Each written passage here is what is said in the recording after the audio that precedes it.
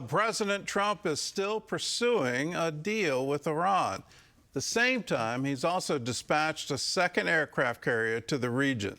This past weekend, hundreds of thousands of protesters rallied in cities around the world in support of the Iranian people.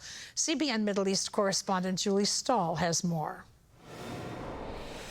In Jerusalem, Israeli Prime Minister Benjamin Netanyahu told American Jewish leaders President Trump wants to exhaust the possibilities of a deal with Iran, which he thinks he can achieve now. I will not hide from you that I expressed my skepticism of any deal with Iran because, frankly, Iran is reliable on one thing. They lie and they cheat.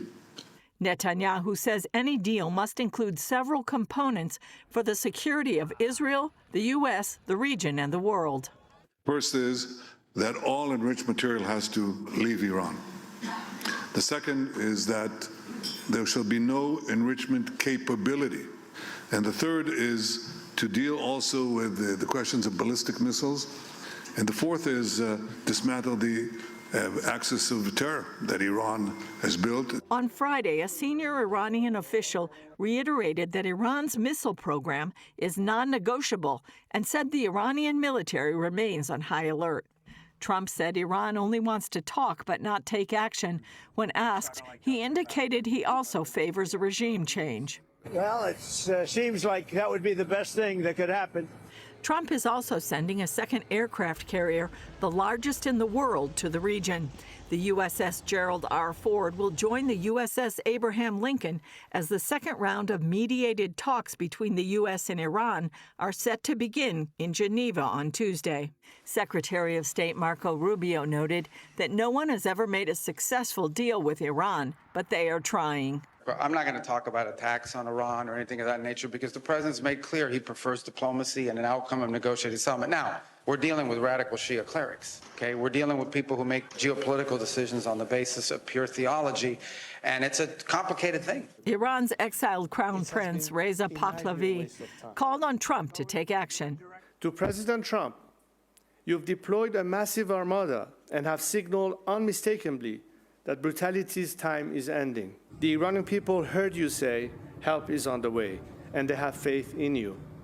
Speaking on the sidelines of the Munich Security Conference, Pahlavi said it's time to end the Islamic Republic and not try to fix the regime. I don't think these negotiations will amount to anything. The regime is simply buying time yet again, but every day that goes by, more people could die.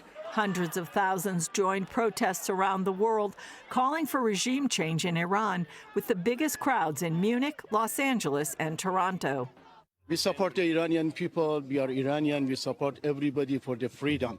And then if the people around the world, they want the world without the terrorists, the best choice is they support the Iranian people now.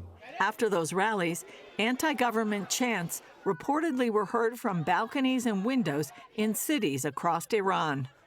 Julie Stahl, CBN News, Jerusalem. Well, it's about time, in my view. This is something that it should have never been allowed to get to this level. Here you have the largest state sponsor of terrorism in the world.